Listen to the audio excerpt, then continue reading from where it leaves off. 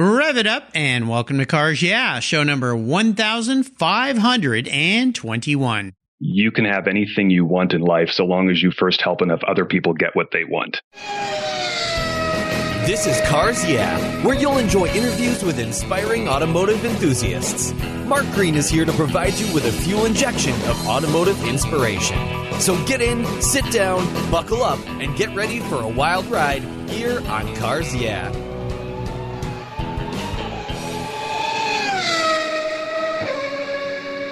Hello, inspiring automotive enthusiasts, and welcome to Cars Yeah. I'm revved up and so excited to share with you today a very special guest by the name of Aaron McKenzie, who's calling in from, he tells me where it's always sunny, San Pedro, California, and I believe him. Aaron McKenzie is an automotive writer, photographer, a producer, and digital media consultant. He was born and raised up here in the Pacific Northwest where I live, but then he left the United States when he was just 22 and spent a decade living and working in South Korea. He returned to the States in 2012 and kind of stumbled somewhat accidentally into a career in the automotive media space, which meant he partnered with some major brands we all love and know, like Ferrari, Mercedes-Benz, and Jaguar, and worked with his childhood heroes, including Stirling Moss, Sir Stirling Moss, I should say, Hurley Haywood, and David Hobbs. Hurley and David have been guests here on Cars Yeah. Today, Aaron lives in the San Pedro area, as I said, in Los Angeles, California, having fun, hanging out with cars and doing cool things. So we'll be back in a minute to talk with Aaron, but first, a word from our valued sponsors that make Cars Yeah possible. We'll be right back. Hey, Cars Yeah, I'm a huge fan of Covercraft. I've protected my vehicles with their products for decades. Want to keep your vehicle's interior looking new? It's easy with Covercraft seat covers. They'll protect your seats from the daily abuse of pets, children, weekend adventures, and even those everyday spills.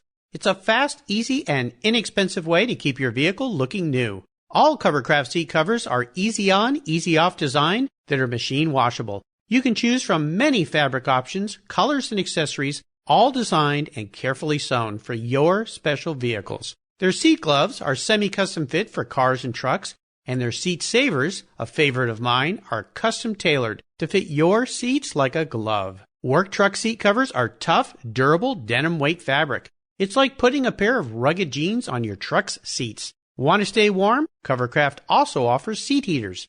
Covercraft is the right choice. Learn more today at covercraft.com and tell them Mark at Cars Yeah sent you. That's covercraft.com. Are you a Cars Yeah subscriber? If you're not, go to carsyeah.com, click on the free book button, and I'll send you my free filler up book. It's a very cool book I created of fuel filler fun, some very cool imagery, and great quotes from past guests here on Cars Yeah. Plus, you'll get my weekly email follow-up and my weekly blog. Just go to carsyeah.com, click on the free book button, and I'll send it to you right away. Thanks for subscribing. All right, Aaron, we are back, and welcome to Cars Yeah. Are you buckled up and ready for a fun ride? I am buckled up and ready to go, Mark, yes. We'll have some fun here. So before we start with some of my questions, what's one thing that many people, or most people, don't know about you, Aaron? Well, first I should say, Mark, I just want to thank you for having me on here. You're really one of the pioneers of podcasting in the car world. It's an honor to be here with you. Appreciate that. As for me, I suppose if your listeners have any awareness of me at all, it's probably in my role as a photographer and producer. That's kind of where I am in the car world. But I imagine there's very little in my past that would lead anyone to predict that I'd be doing what I'm doing now. I studied English lit in college and was pretty content to hide away in the library with Faulkner and John Donne and Flannery O'Connor and those folks, which I discovered upon graduating did not set me up for a barrage of job offers. And so about 6 months after graduating, this was back in the spring of 2002, I landed in South Korea where, like a lot of young college grads, I got a job teaching English.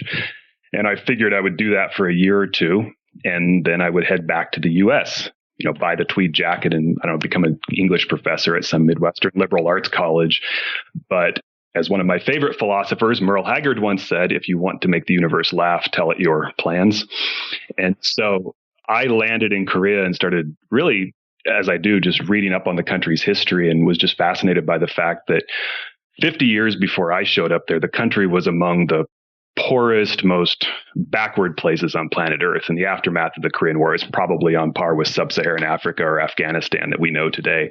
And yet, in 2002, I found myself sitting in one of the most advanced, wealthiest societies in the world. And so I quickly understood what Robert Lucas, the Nobel laureate in economics, said, is that once you start thinking about economic growth, it's almost impossible to think about anything else. And so in my case, I was traveling around South Korea, working with a lot of the big companies there like Samsung and Hyundai and LG, and just kept wondering, how does a country go from that poverty-stricken backwater to this stable, advanced economy that we know now? And why have so many other countries never made that leap?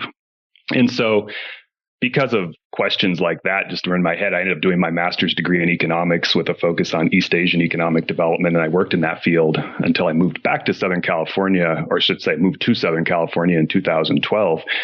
And once I was in Southern California, I just started thinking it was time for another career change, I guess. And that was prompted to some extent by just meeting people in the automotive and media industries. And so here I am now. And so nowadays, as you said, I work with a variety of brands, mostly in the automotive world, but not exclusively, to produce commercials, digital branded stories, and just kind of generally work with them on the storytelling around their brands. We also do a fair bit of design work, everything from web to apparel, branding, liveries for race cars and motorcycles, pretty much anything that helps a brand define its personality and tell a compelling story for its viewers. So I guess if you can make any sense out of that life trajectory, then you probably have better pattern recognition skills than I have, but there you are. Well, it's a fascinating journey. And what has me curious from the get-go, and we're going to talk more about your business and what you do every day to have fun with cars, but was there a secret sauce that you learned living in South Korea of what took that country from where it was to where it is? Because it's a fascinating story, and it's such an incredible, really in the scope of time, a short-term success story for the South Korean country, especially when you compare, of course, to North Korea and the very dismal life that most people have up there. Was there one or two things was it a cultural thing? Was it just a mindset reset, as you say, focusing on economic growth? What allowed that country to be so successful? Yeah, that's a big question. There's a lot of different points of view on it, and I won't bore your listeners with the details of all of them, but certainly I would never want to be in the position of trying to outwork South Korea. That is a country that has its homework done on Friday nights all the time. But there's a lot of hardworking countries and people and cultures in the world that are not wealthy like South Korea. So I don't think that totally explains it. But just in general, I think the Korean economy for a very long time has been very outwardly oriented, very connected to the world economy, very just an open, dynamic economy that values entrepreneurship, that values trade, has created a fairly stable system for businesses to operate in. And, and that's paid off as we can see. And so I could go on for hours about this. I won't do that because I know that's not why we're here, but yeah. But it's a fascinating history to read up on. And the big question is simply, why haven't other countries been able to emulate that success? And that's a very hard question to answer. Yeah, absolutely. Well, it's fascinating. I find it, especially being focused on business and entrepreneurial, I always, when you look at success, whether a country, an individual, a business, why do some succeed, some don't? It's fascinating to me, and there's all sorts of facets that go into it. Let's start this journey about your life, though, Aaron, with a success quote or a mantra, some kind of saying that has great meaning for you. It's a nice way to get the inspirational tires turning here on Cars Yeah, so grab the wheel. Yeah, well, one of my favorite quotes, and one I really try to live by, comes from Zig Ziglar, who was this salesman, motivational speaker, mentor to guys like Seth Godin, I think. Anyway, I once heard him say that you can have anything you want in life so long as you first help enough other people get what they want. Yes. And in most ways, my training in economics is not terribly helpful in the day-to-day business operations of my life, but one of the most important lessons you can learn from studying economics is that value is created through voluntary exchange. It's not zero sum. That is, we both win when I provide a product or service that you want more than the money in your pocket. I give you the product, you give me the money, we're both better off than 10 minutes ago. But for you to give me your money, I have to give you something that's useful to you. And the more I do that, the more money I'll get. And so I suppose this is why I have such a fondness for commercial photography and production where I work now. I'm all for passion projects and art for its own sake. And everyone should absolutely have a few of those cooking at any given time. But just don't expect other people to part with their hard-earned money if you don't create art that's of value to them. And it's not just about money either. It's more that the commercial space, and this is any industry, not just photography anymore, it forces us to get out of our own kind of self-indulgent heads and to think about other people's needs and desires before our own. And there's a time and a place for following your inner muse, I guess, but using your talents to help others achieve their goals is not an unhealthy exercise. The challenge is always to create something that is artful, but also commercially viable. And this is one reason why I'm so impressed by great industrial designers, for example. So for specifics, for example, we've done a lot of work with Acura and its IMSA racing programs over the last couple of years. Now, I obviously have ideas about how to shoot and tell stories around racing in different ways, but I can't just walk in and impose my notions of art and beauty on a client and then assume that they're just fools when they don't adopt every one of my ideas. And so our video and photo work have to be in service to the brand's larger needs. And we always come back from races with tons of great material that the brand never uses. Not because it's not good, but maybe it just doesn't fit their needs at the moment. And as a result, we kind of end up shooting in two mindsets, one that covers what we know serves the client's needs and one in a manner that thrills us. And fortunately, over time, those two have converged and we've seen Acura use more of the style of work that we really love. But that's a process over time of persuading them of that value and of them nudging us to hone that style to something that's more viable for their purposes. And so ultimately, whether it's clients or employees or whoever it might be, my goal in striving to produce high quality work is just that, I want to help those people achieve their goals. I want them to thrive. I want them to succeed. And to the extent that I succeed at all of this, I get paid for my work. So exactly. Yeah. And so as Ziglar said, you can have anything you want in life, money, happiness, success, however you define it, but you've got to help other people get what they want first. Yeah, I love him, and I love so many of his quotes. I worked for 11 years way, way back right out of college as a creative director in an advertising agency, and I had a great mentor there, a gentleman who owned the company where I worked, and coming out of design school and wanting to be a creative person, you want to create all these things, and I'll never forget him saying, you need to remember, we're here to provide a service so that our clients get what they want. And we were doing a lot of work for real estate companies. They were building high-rises, shopping centers. So and this is before computers. I'm dating myself, but way back, we designed catalogs, brochures, annual reports, and things like that. And I always remember that because he said, look, we're not designing for ourselves. We're designing so that our clients can get their clients to part with their money and rent their buildings and move into their spaces and whatever it might be. And being a wide-eyed designer, I had this whole other concept because when you come out of college, be creative and blah, blah, blah. But when it comes down to it, you're really helping other people. And what you just shared with us, Aaron, is a key thing I've learned interviewing over 1,500 people now. And that is we as human beings are at our best when we are helping other people. And it takes some people a long time to figure that out, and other people figure it out very early in their lives. But it's exactly what Zig Ziglar said and what you've obviously figured out to be successful in your life as a creative person in all the things that you guys do. Let's talk about that process and about all the things you do. Talk to our listeners here more about your company, about what your days look like. What has you excited and fired up about your business these days? Well, I spend a fair bit of my time working on commercial projects, as my previous rambling there alluded to. Far from rambling. You had some golden nuggets there, my friend. Well, I appreciate that. So, my work can include everything from your conventional TV commercials to their equivalent for the digital space. And that's all very fun and rewarding. I do love that stuff. But what I really enjoy is the ability to create longer form storytelling series for brands. And just as a for instance, since last year, we've been working with Driving Line, which is Nitto Tire's enthusiast magazine and channel, to develop a series called On the Trail. It's still kind of in its infancy. We just started releasing episodes earlier this year, but you can think of it as a video form guide to some great off-road trails. And the goal here is to give viewers an overview of the terrain, the necessary gear, the supplies, and some guidance on safe and responsible off-roading in the backcountry regions. And then to shoot it all in a way that's beautiful and maybe if we succeed, even a bit cinematic. And so, like I said, we're still early in the series, but we've released episodes on Holcomb Valley and the Little John Bull Trail up near Big Bear, Alabama Hills, which is up in the Eastern Sierras, and then the Green Ridge State Forest in Western Maryland. And, I think we have some pretty cool stuff planned for later this year as well.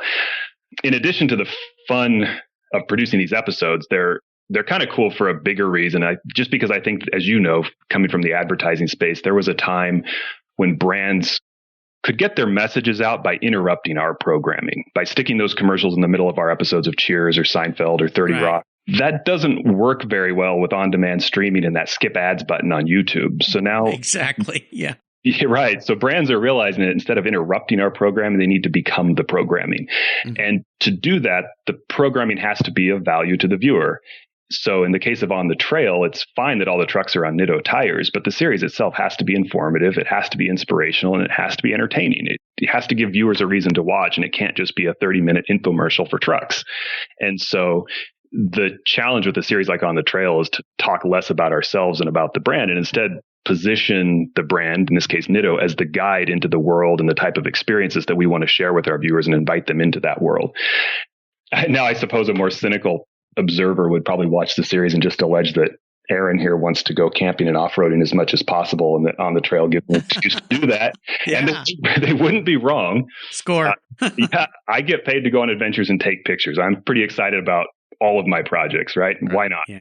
No one wants to hear me complain about my job. Right. Yeah. Well, it's back when I was doing advertising. This was way before the internet and all the funness that we can do now and be creative. I remember being on some photo shoots for ads or brochures and thinking, I'm actually getting paid to do this.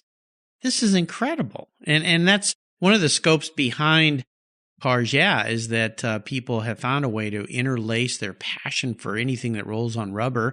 In this case, you're talking about off-road vehicles going into the country. I mean, who doesn't love that? And then getting to work around it and do it. I mean, you've discovered the secret sauce to life, right? Well, there's certainly times, last year, 2019 at the 24 Hours of Daytona, it was just a torrential downpours. They black flagged that race eventually. And there's been times on projects where it can be pretty uncomfortable. But you have to remind yourself that even if you were to go back to your family's house for Thanksgiving or something and tell them about this, they would say, yeah, but you were still paid to go to the 24 Hours of Daytona. So be quiet about it and listen to real problems for a minute. Yeah, exactly. Well, and that's why it's important to it's a cliche to find your passion and figure out a way to have a career and life around it. But it is so important, and life is such a cherished thing, and it ends at some point. We don't know when. Hopefully it'll last a long time for most of us, but it's important to enjoy every day. And the fact that your area of expertise is creating, and I really love this. I see these kinds of approaches with brands as being disruptors, and I love disruptors in the industry. You talk about Tesla or Warby Parker or the Dollar Shave Club, or all these companies that have come in and changed the way we think about stuff. The fact that you can create little, and I love the word cinematic, these commercials, they are a commercial promoting a product, but they don't come across that way and they're enjoyable. I think back to the Super Bowl Porsche commercial where they steal the cars out of the museum and go for a drive. I mean, that's a commercial for Porsche, but it sure didn't feel like, right? No, exactly. And again, I think how often have you seen a piece of a video or a commercial or whatever, and it's very clear that someone had a budget to spend, and it was very clear that someone wanted that budget to be paid, but nobody was thinking about the viewer in the equation.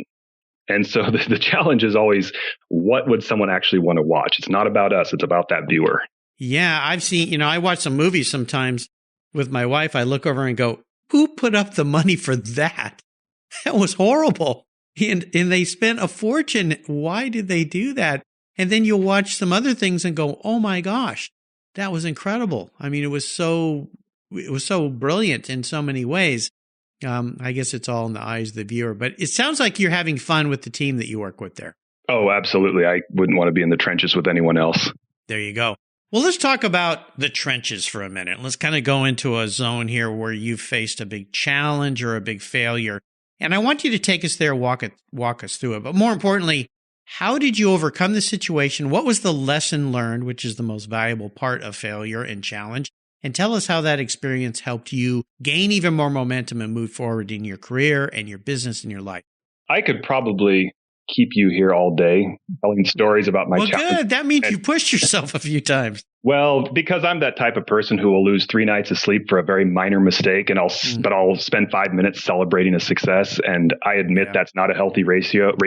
But again, there you are. Yep. I'll tell you about a recent hiccup only because I think it illustrates a relevant point for our current moment. And I should note that we're recording this in the middle of about 1 week into the coronavirus here in the U.S. So it'll become clear why I'm mentioning this in a moment. It's probably been about a year and a half ago. We were shooting a project for a tire company. It was a multi-day shoot. The first few days were in a shop, indoors, convenient location, no problem. The last day of production, we had to schlep way out into the desert, maybe 3 to 4 hours outside of LA to shoot with an Ultra 4 race truck. For anyone who hasn't seen these before, these are just insane monsters that run at events like King of the Hammers, and they can do 100 plus miles an hour flat out through the desert and then come to a rock wall or a boulder field and just go up it or over it. Crazy trucks. So the truck we were shooting had a brand new LSX engine in it, which had just been installed, shaken down. It was fresh and ready to go. And of course, it's being run by a professional race team that runs all over the world and knows what they're doing. I love these kind of shoots because we have a very skilled production crew. The race team knows what they are doing. The driver is one of the best in the world. It's just competence as far as the eye can see. So we all get out to the desert and we get the truck unloaded. The sound guy gets it rigged with microphones all over the place. The camera crew has their gear ready to go. Aerial team's ready to fly. The weather is even perfect. It's not blazing hot or freezing cold or terribly windy as the desert often can be. Everything was probably looking a little too perfect. The driver climbs in, fires up the truck and heads out on the first run of the day. And the engine starts making a weird knocking noise. And just like that, we are turfed.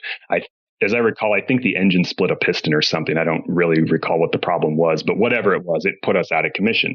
So for a variety of reasons, there was no way to shoot with this truck again. So it was our last and only chance to get what we needed, and we didn't get it. So just like that, we and the client were suddenly just out thousands of dollars and a lot of man hours and nothing to show for it.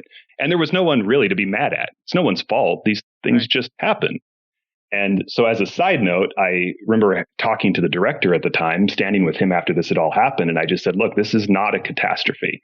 A catastrophe would have been if a camera operator got hit by that truck or fell off a rock and broke a leg while trying to get a shot. Those are the sort of things that would make me angry. This doesn't make me angry. This is a bummer. It doesn't make me angry. But hopefully, as we mature in life, we begin to see that there are things that happen and then there's our reaction to those things. And it's in that gap between those two that we learn to measure and control our emotions. It's really where we define ourselves, I think. And I know in my life, and I'm guessing this is true probably for anyone in any industry, is that I've benefited a lot by learning to go through my days with, I guess a certain amount of equanimity, shall we say. And like I said, we're recording this in the midst of the coronavirus scare. And so this mindset, that ability to find that gap between what happens and our reaction to it strikes me as especially pertinent. And we can't always control what happens, but hopefully we can learn to control how we react to those circumstances. And I guess, life's going to throw you some curveballs. So just learn to hit curveballs, I guess. Yeah. Well, with that particular situation, I mean, how did you salvage that? Did you have to end up going back out? No. Now that I think about it, I believe that race truck had finished its run of professional racing and was being bought by someone in Europe, like a collector in Finland or something was buying it. And so it was literally being loaded on an airplane the next day or something like that. Goodness. So it was just gone. And so we went back and cobbled together some library footage. The trick was that truck wasn't in the right livery most of the time. And so we had a very small amount of footage to work with and we made it work. It just was not what we had set out to make in the first place. And so it's like, the shot list got thrown out the window and it's just, what can we make work here? It's not a piece of work that I point to it because it's we made something out of it, but I don't point to it as something that is that ranks atop my happiest moments. That's for sure. Yeah. Well, you just have to make the most of it. But I really appreciate your comment there. It's how we respond to these things, which is the most important. Of course, with the situation the world's going through now, I had several people call me yesterday and kind of, I guess they wanted to hear some positive words from somebody. And I guess they chose me for some reason. I'm grateful they did. But they were freaking out about all this stuff. And after I hung up with the second one, my wife, who'd been in the other room kind of overhearing, going, is your new profession counseling now? What were those last 2 calls about? I said, well, just people that were standing on the ledge, I mean, it's a little spooky right now. I was just trying to give them some positive feedback. So yeah, it's how we respond to these things, which is most important. Let's take a short break, thank our sponsors, and we will be right back.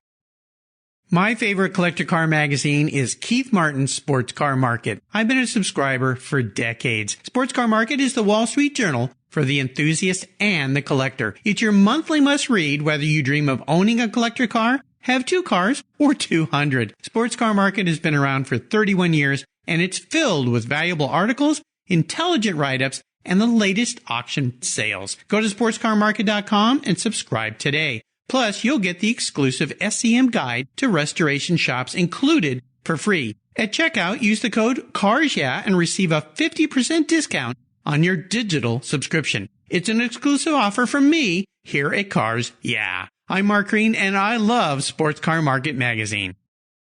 Are you looking for a way to get your products or services into the ears of thousands of automotive enthusiasts around the globe? I can help. This is Mark Green here at Cars Yeah. And I'd be honored to be an influencer and ambassador for your brand in a unique and personal way. 5 days a week, thousands of subscribers and listeners enjoy the Cars Yeah podcast and website. Contact me today and I'll show you how at mark@carsyeah.com or connect with me through the Cars Yeah website at carsyeah.com.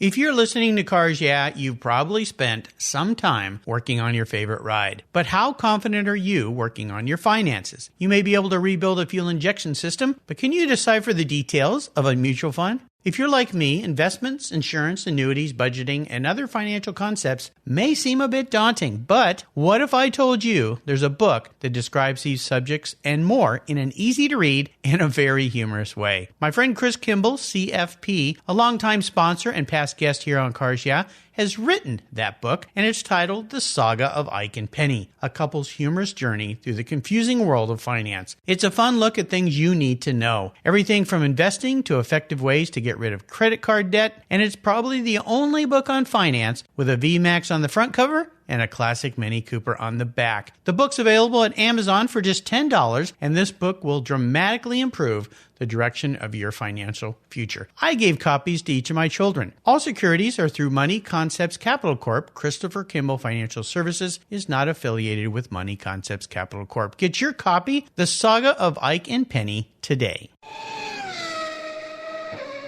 All right, we're back, and I'd love for you to share a story that instigated the passion that you have for cars, Aaron. Is there a pivotal moment in your life and you knew that you were going to be a bit of a car guy?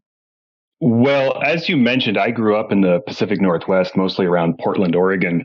And my parents, who didn't come from any kind of money to begin with, divorced when I was about 10. And I should say they're terrific parents. I don't want to suggest otherwise, but there just wasn't a ton of spare cash floating around for cars that didn't directly contribute to the day's needs at that time. And so as a result, even though I loved cars as a kid, I was crazy about them. I just always kind of grew up with the mindset. It was never stated, but it was always just subtly implied by circumstance, I think, that cool cars were something that other people had, as if those folks were just born with some magical gene that allowed them, but not us, to buy a 66 Mustang or a cheap 911. And I think 911s were cheap at that time. And that dates me probably. And so as a kid, I just never knew it was possible to go buy a shabby old car and through your resourcefulness and elbow grease, fix it up, much less that this was a rewarding process in and of itself. Just no one that I knew did that kind of thing. If you wrenched on your car at all, it was only because you couldn't afford to pay someone else to do it, not because the work was any sort of enjoyable end unto itself. And so as a result, the closest I really ever got to interesting cars in my day-to-day life in Oregon was in my dad's old car and driver magazines and in the old print editions of Auto Trader, which for whatever reason my dad liked to buy, where those little ads, you remember those little ads and the little single black and white photo with a tiny, You could imagine all sorts of fantasies about those cars for sale. And I loved flipping through those. But having said all that, my childhood exposure to cars was kind of a tale of extremes because my aunt and my uncle, my mom's eldest sister and her husband, were involved in racing as an offshoot of their business in Riverside, California, which I'm sure many of your listeners will recognize because that was once home to Riverside Raceway. Oh, yeah. For about 35 years or so was the epicenter of West Coast racing until, I want to say it shut down around 1989, I think. And my uncle for years was involved in some official capacity with the track. I don't remember if it's the steering committee, the board of directors, just a sponsor. I'll have to ask him. I can't remember now. And he and my aunt actually fielded and sponsored a number of NASCAR off-road and drag racing teams in the 70s and 80s. They never had kids of their own. They were very good, however, about bringing their 5 nieces and nephews, actually I was the only nephew, down to California for summer visits every year. And since I was the only boy of the bunch, my uncle would usually take me and we would head off to Riverside for the sports car races, or the LA Coliseum for the Mickey Thompson off-road series, or to Pomona for the drag series. And so in addition to getting to see, Porsche 962s screaming around Riverside, I was getting to meet guys like Ed McCulloch and Cruz Pedregon and Ernie Irvin, who were racing, sponsored, by them. And so I went from having no access to interesting cars at home in Oregon to suddenly just being, gobsmacked by the coolest cars on the planet. Lucky kid. Yeah. So if I guess, you borrow the song lyric, you're not going to keep the boy down on the farm when he's seen an IMSA GTP car up close. No, not at all. Wow. I mean, that's very cool. Well, let's fast forward to your first really special car. Is there a car in your life that you got that you kind of lusted over or always wanted and finally got it? Well, I suppose, however mundane and average the car may be, I think most of us reserve a special place in our hearts for the first car we ever owned, and especially if we bought that car with our own money. Right. Mine was a 1981 Toyota Celica GT liftback, hardly an exotic. They had the 22R engine, which probably produced a whopping 100 horsepower, if that. It had a crank sunroof, primitive cruise control, I recall, that was dangerously unpredictable. It would just decide it wanted to stop cruising and just say, I don't want to go 63 miles an hour anymore. I want to go 78 miles an hour now. And it would just start accelerating. But the bottom line was I bought it. I think I paid $1,600 for it in 1995, and I insured it with my own money when I was 16 years old. Suddenly, I was just able to disappear and go wherever I wanted to go. I suddenly had a life of my own that I controlled, and I was able to have experiences which my parents did not need to know about, and they probably still don't need to know about. But here I was, almost overnight, suddenly just magically allowed to go 80 miles an hour on the freeway with my girlfriend next to me and a giant piece of metal that could turn lethal at any instant. And if that's not adult level responsibility, then I don't know what is. Yeah. Parenthetically to that, I was not surprised to learn recently that one of the most deadly modern combinations is 2 or more teenagers in an automobile when one of those teenagers happens to be the driver. You think? Yeah.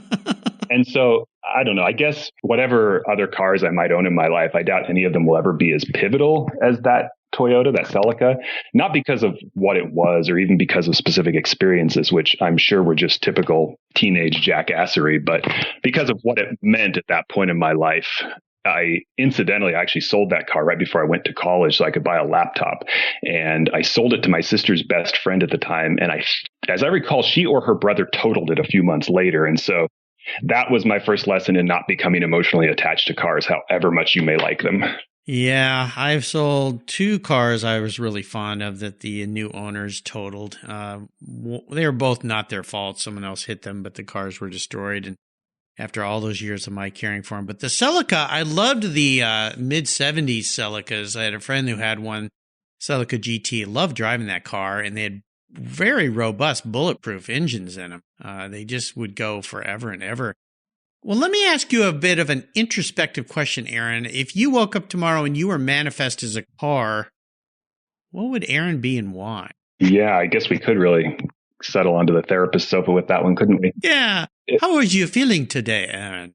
Well, look, I don't like ostentation and I don't really enjoy being the center of attention. And actually, if there's one thing that kind of bothers me in the car world, and which I find actually a bit off-putting, it's the amount of peacocking that we see. Yeah. I get that this is probably etched into our DNA in some primal way, but it's something I try to control in myself. And I just always say that I don't want to be known for or recognized or admired for things I just went and bought, and which anyone with the same amount of cash could have purchased. I would rather get attention for something that I've made or an idea that was unique to me, if I ever happen to have such an idea. But I suppose if I'm being aspirational in this answer, I think I'd probably point to something like an AMG C63 sedan, pretty understated appearance, and you might not even notice it as anything other than a small little Mercedes unless you really know cars. But internally, it packs a hell of a punch. Having said that, I'm not sure anything in my personality can compare to that 6-liter V8. And honestly, what I really respect and what I actually strive for is just quiet competence. I love people who do their jobs well, not because they want public accolades or because they're in competition with someone else, but that's just because that's what you do. Yeah, kind of a sleeper in a way. That's the way I look at a car like that. They're a bit of a sleeper. I mean, even the M3s, or I have an E46 M3, and most people that don't know cars just think it's an older BMW, but it packs a punch when you want it to. You push that sport button and the thing will light up and goes very fast and has some fun. But that's a nice correlation there. I think you put that well. An AMG C63 sedan. I know some folks that have those that love those cars. They are a delight. And yeah, they'll do everything you want, get you to the grocery store. But boy, when you want to go, they will go and get the job done for sure. Very cool. Well, like I said, that's an aspirational answer. I'm not sure I actually achieve it. In reality, I'm probably more like something like a 68 Ford pickup, something that doesn't do anything terribly well, but it does enough adequately that, it can kind of help you get the job done. I don't know. I think you're underestimating yourself, Aaron, from what I've learned from you today, but that's okay. I think everybody, I've got a lot of guests on the show who've been old pickup trucks who just get the work done, loyal. Everything happens, and that's what we need in this world as well, too. So maybe a mixture of the two, it might be in order. We're going to enter the last lap, and I'm going to fire off a series of questions and ask you for some quick blips of that C63 throttle. So here we go. What's one of your personal habits you believe has contributed to your successes in life? Well, that one habit is, for me, actually, is probably more like a basket of small habits. And I'm referring here just to the importance of having a good morning routine. The first part of that for me is just wake up early. And aside from just being beneficial in its own right, this also it forces me to go to bed a bit earlier and prevents those evenings where I find myself wasting time aimlessly browsing social media. So I try to wake up at 5:30 every day. I'm not, however, wild about getting up early, but I don't mind being awake. So I keep my book or a Kindle by my bed and just turn on the light and read for an hour or so. Okay. So reading is the number 2 part of that. And I try to be pretty selective in what I read. For about 6 months ago, in fact, I decided, with some rare exceptions, to stop reading books that are less than a decade old. I just think it's easy to get caught up in the fads of the moment. But certain ideas stand the test of time, and classic books tend to have survived for a reason. So I'll usually read for an hour, and then around 6 or 6:30, I always go for a hike. As you mentioned, live in the very southern end of LA here in San Pedro, which is the harbor area. So I can head down through the docks, check out the fishing boats, say hello to the pelicans, or I can head up into the hills to the west of me and hit the trails and the nature preserves out by the ocean. And either way, I get 5-6 miles a day in, and usually try to take my camera with me because we live in such a visually rich area and just every day looks different. So wake up early, read, go outside. And then finally, I just make a point of not checking my phone or email or the news or anything like that until about 9 or 9:30 every morning. I just try to plan my mornings the night before so as not to leave them up to chance. And I just really don't want to put the start of my day at the mercy of everyone else, social media, news, et cetera, and what they think is urgent at the moment. So I know that's more than one habit, but I can't overstate the importance of a healthy morning routine, whatever that means to you. Yeah, no, it sounds like an awesome way to start a day. Great advice. How about if I could arrange for you to have a drink or a meal with anyone in the automotive industry, living or deceased? Who would it be? Well, a while back, I read The Limit by Michael Cannell, which chronicles the 61 Formula One season, and in particular, the battle between Phil Hill and Wolfgang von Trips for the championship. Now, I unfortunately never got to meet Phil Hill, but I've had the chance to work with and become friendly with his son, Derek. And I really wish I could have known Phil. I just think this was a guy, when other drivers were out chasing women and partying, and I don't blame them for that, but he was content to go back to his hotel, and listen to Bartok and Shostakovich on his portable stereo and fiddle with his camera, drive into Milan to see the opera at La Scala. Like, this is not your stereotypical driver. Right. And then when it was time to walk away from the sport, he went back home to restore old cars and collect piano rolls. This is he strikes me, and from what Derek has told me, as a guy who was pretty philosophical about the dangers of racing and kind of wary of believing in his own hype.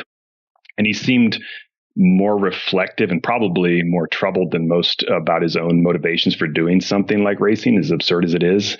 And I think in the book, Cannell, I think it was Denise McCluggage, he quoted her as referring to Hill as Hamlet with goggles and gloves. And that just sounds like an interesting dinner date to me. Yeah, for sure. Derek's been a guest on my show here, and I had the really distinct pleasure of having lunch one day with Phil. Hill.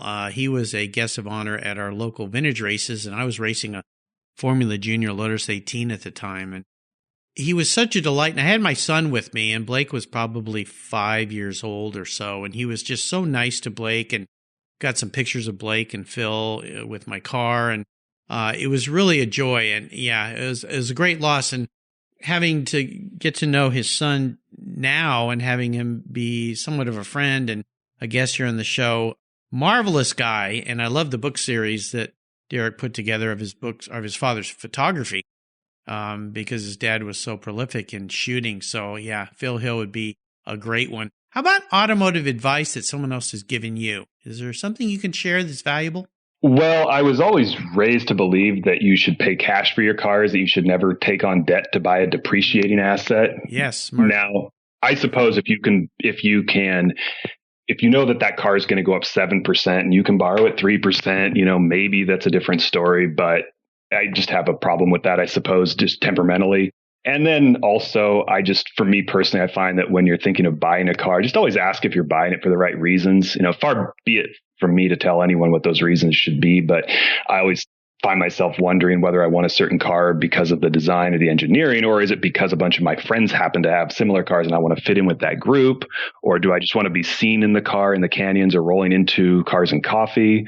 Again, I think, like I said earlier, I don't want to be recognized for something that I just went and bought, in which anyone with the same cash could have purchased. So I guess that probably makes me a bit of a spoil sport in our industry. I think you're Pennywise in a good way, and so many people get over their head with car costs, and if it's a car, it's a daily driver. Yeah, why take that depreciation hit? You can find some really nice cars. I was in the BMW dealership. I bought my car 15 years ago. My other car's 33 years old. So I keep cars a long time. I don't like having car payments, so I tried to save up over the years and pay cash for cars. Hard to do. Cars are expensive, but I always say if you can't pay for something, you really can't afford it. So as my dad used to say, save up until you can afford it. Work real hard for that. So I think it's really, really wise advice, especially for young people these days. So much money is spent on things that they finance that in a year or two, they don't even care about yet, and they still owe all this money on. Really not a smart way to spend your dollars.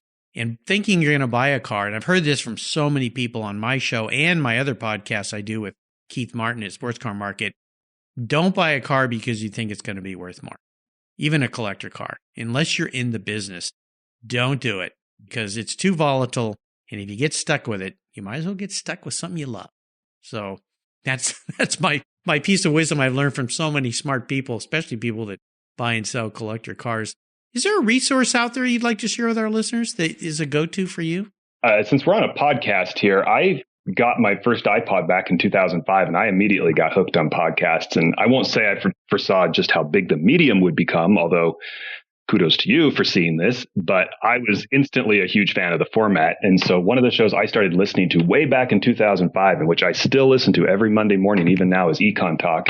It's a weekly conversation, kind of like this, between the host, Russ Roberts, and a guest. Sometimes it's another economist, or maybe it's a car dealer from Denver to talk about the economics of car sales, or maybe it's like a literature professor to talk about Jane Austen. But it's always at a level that anyone could understand and appreciate. And I think those 15 years of episodes, which are all available online, are just a tremendous resource.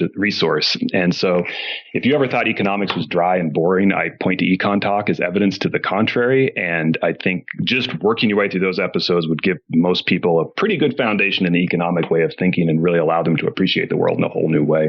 Absolutely. Now, you mentioned a book earlier, and I always like to ask my guests for a book recommendation. The Limit by, was it Michael Connell? Michael Cannell, I believe it was Cannell. I think it's 2 N's and 2 L's. Is that the book you'd like to recommend, or is there another one? Oh, well, I could probably keep you here all day talking about books if you want to go down that route. But one I've loved, since this is a car show, I'll put another car book recommendation. I'll put in a plug for He Crashed Me, So I Crashed Him Back, which was written by Mark Bechtel. And I don't really follow NASCAR, and rest assured, you don't need to be a close follower of the series to enjoy the book. It's a chronicle of the 79 Daytona 500 and its pivotal place in motorsports and American media culture. Prior to that season, NASCAR was pretty much just a perceived as a regional sport for unsophisticated rubes in the deep South. And for the 79 season, however, Bill France inked a deal with CBS to broadcast the Daytona 500 nationally for the first time. And this was going to be NASCAR's coming out party. As an added bonus, a blizzard hit the eastern seaboard on race weekend, which meant that a huge swath of the American population was stuck at home with nothing to do but watch TV. This was perfect for NASCAR. Toward the finish of the race, however, I want to say it was Donnie Allison and Cale Yarborough traded paint and ended up sliding into the infield, where they proceeded to get out of their cars and into a fist fight with each other. Sure. Bobby Allison came around the bend and saw what was happening and decided that he better stop and come to his brother's defense. And pretty soon there's an all-out brawl on national TV, which, needless to say, hardly helped dispel popular notions about NASCAR at the time. Right. And this was just one part of the story. It was this rookie season for Dale Earnhardt. Richard Petty's career was in a weird spot, and the U.S. media landscape in general was just changing so much at that time. And so just go read the book, He Crashed Me, I Crashed Him Back by Mark Bechtel. It's a ton of fun. Sounds like it. All right, Aaron, we're up to the checkered flag, and this last question could be a bit of a doozy. I'm going to buy you a collector car today, something fun for you to enjoy. But there's a few rules to the game. I want it to be the only collector car you have in your garage, so choose wisely. I want you to drive it, no garage queens, and you can't sell it to buy a bunch of other toys with. So what can I buy you today? Goodness, yeah. That's questions what my grandmother would call a humdinger. But, even before all the Ford versus Ferrari hype, I would have said it has to be one of the mid-late 60s Ford GT40s. Mm-hmm. And since we're dreaming here, can you just make it one of those that finished 1, 2, 3 at Le Mans 66? I'm not picky. Just choose one and give it to me. Yeah. Your choice. Just even beyond their styling, which was beautiful and mean and just one of my favorite shapes ever. I just love the GT40's blend of John Wyer and European sports car racing with the greasy American cowboy hot rodding culture of Carroll Shelby and Holman Moody. I mean, to me, it's just great to think that these cars were probably built to a soundtrack of Hank Williams and George Jones and then shipped off to Europe so that Dan Gurney could spray champagne all over them. It's just the perfect blend of motorsports culture. Yeah, absolutely. I'd love to get you one of those cars. They're just marvelous. And I've had friends that have had them, friends that race them. I've never been able to drive one. I have driven a Superformance version of the GT40, which was marvelous. Felt just like an old race car to me. That was really fun. Lance Stander, who owns Superformance, let me take one for a drive and enjoy that. Pretty darn cool if you want to relive it. I do know some folks, I've had a few folks on the show that in fact, one owns one of those vehicles. So, I think I know where they are. I'm going to have to scrub up a little change in the sofa cushions here to be able to get you one of those. But I'll do the best that I can. But thanks for leaving it flexible. I could get one of those 3. That makes it a little easier for me. You've taken us on a fun ride today, Aaron. I knew this would be a blast, and I want to thank you for being my guest today. Could you offer us one little parting piece of wisdom or guidance before you rip off into the sunset or the coast highway in that beautiful Ford GT40? Well, I guess I would just encourage people, regardless of their job or the task at hand, to find a way to make the process its own reward. I'm all for goals and aspirations, but if you're only happy when you've crossed the finish line, you're going to be miserable most of your life because you're either desiring something you don't yet have or you've achieved it, and that striving no longer gives you purpose. So the reward for hard work, if we're lucky, is that we're allowed to do more hard work. And so balance your life with activities that are ongoing, that are valuable in their own right, that don't really have an end line, like being a good parent or spouse or friend. There's no end point to those projects, but also learn to relish the process of working toward a goal as much as you enjoy achieving that goal. Besides, it's a privilege to be alive and healthy and able to do whatever it is we're doing. And so that process really is its own reward. Absolutely. How do people learn more about you and follow along with your business? The best and easiest places to track me down are on Instagram. I'm at Aaron W. McKenzie. That's my full name with the middle initial, so Aaron W. McKenzie. They can also find my website at aaronmckenzie.net. And once they've landed at one of those 2 spots, it won't be too hard to get my attention if they need it. There you go. I'll make sure to put links to those so you can follow along with what Aaron is up to. I encourage you to check out what he's done if you don't already know about him. Pretty spectacular work. Aaron, you've been so generous today with your time and expertise, and I want to thank you for making this an inspiring talk. What an eloquent speaker you are. I think you and I could talk forever. Until you and I talk again, though, I'll see you down the road. Thanks, Mark. I enjoyed it. I did too. Thank you. Hey Cars Yeah listeners, this is Mark Green. If you love the Cars Yeah podcast, I have something new for you. I've teamed up with Keith Martin, a collector car market expert and the editor of Sports Car Market magazine, to create the Buy, Sell, Hold podcast. Buy, Sell, Hold is the essence of collecting. Together, we take you on an educational ride into the collector car market, talking with industry experts, helping you navigate your collector car journey so you know when to buy, sell, hold. We talk with seasoned experts who buy, sell, and hold investment vehicles, and they'll share their insider secrets on how they make their buying decisions when it comes to making these important investments. You'll find the Buy, Sell, Hold podcast on the Cars Yeah website, on the Sports Car Market website, and if you're a podcast app subscriber to Cars Yeah, Buy, Sell, Hold will come right to your mobile device, just like the Cars Yeah podcast, automatically. Join Keith Martin and me on a great new venture on the Buy, Sell, Hold podcast today. Thank you so much for joining us on today's ride here at Cars Yeah. Drive on over to carsyeah.com to find show notes and inspiring automotive fun. Download your free copy of Filler Up, a fun book filled with gorgeous photographs of fuel filler fun, including quotes from more inspiring automotive enthusiasts. Download your copy today, and we'll see you next time on Cars Yeah.